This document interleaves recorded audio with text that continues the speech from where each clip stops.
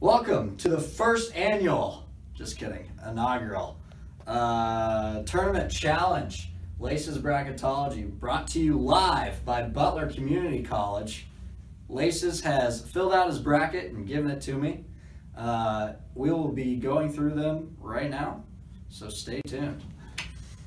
We'll start up here in the East region. If Laces would move his head, we'll start with Villanova, the #1 overall seed in the tournament. He's going to pick Nova over Wisconsin. Not enough Nigel Hayes in that one. So we'll go Nova.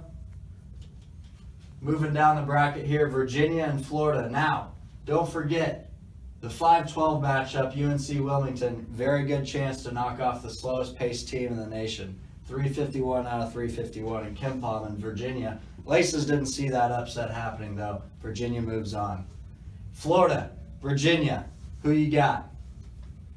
Virginia it is. We're moving on with the slowest paced team in the nation. Too good a defense. London Parentis, too good. Moving down the bracket here, SMU and Baylor. Who you like, Shimmy Ojale or Jonathan Motley? He's going with Motley. Baylor is moving on past the 6th seed from Southern Methodist. Moving on down the bracket here, Marquette and Duke. We got Marquette's coach, Steve Wojciechowski. I think I pronounced that right. An NBC alum. He played here in '92. Don't quote me on that, but he has played in the NBC World Series. He is also a coach, a former coach at Duke under Coach K, who has 3 former coaches in this tournament, the most in the tournament.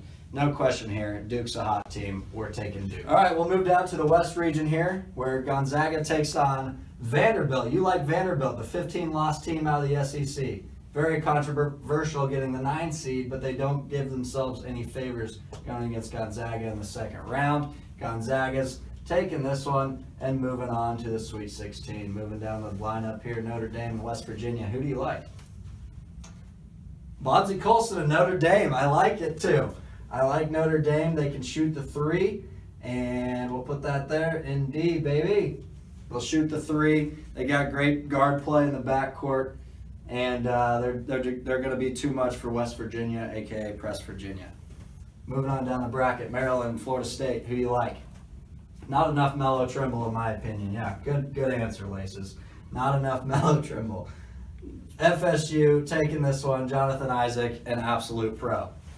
VCU and Arizona. VCU, the minor upset in the 10-7 match with St. Mary's in the first round. Laces, I like the pick. They D it up like havoc, but I'm going with Arizona in the second round. They're moving on to the Sweet 16, facing Arizona. Moving on to the Midwest regions. Laces, who do you like in the KU-Miami matchup? You like KU, they're going to be too much. They're going to be too much for Jim Larenaga's squad down there in Miami. Miami's going to be tough pressed to get by Michigan State and Miles Bridges, who is a pro. Moving on down the lineup here, Iowa State and Purdue. You like Iowa State here? Okay, Deontay Burton and Iowa State. Watch out. That's a huge rematch. As you remember, little Hilton Magic in Lawrence earlier this year. Iowa State took them down, gave them their first loss and only loss at home this year. No big deal, he says. Now moving on down, Rhode Island. The upset over Creighton, however, it's not a big upset. Creighton's without their best player, Maurice Watson. Marcus Foster isn't going to be able to do that much. And Douglas McBuckets is not walking through that door. He's in the pros. He likes Rhode Island. I like Oregon. We're taking Oregon here. Too good. Too good. Even without Boucher, I'm taking Oregon.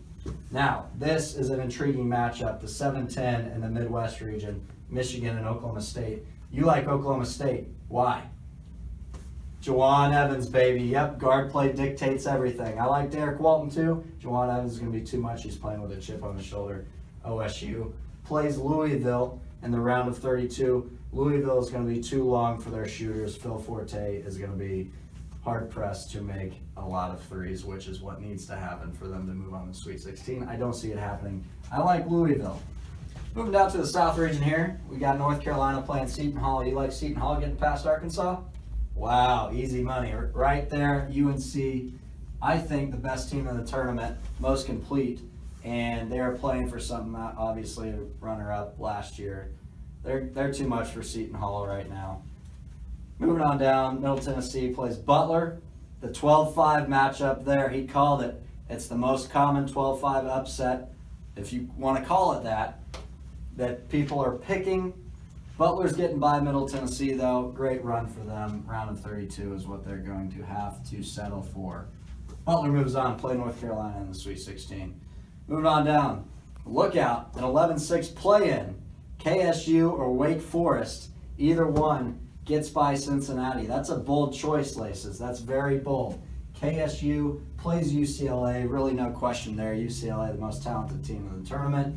UCLA is getting by that one, no problem.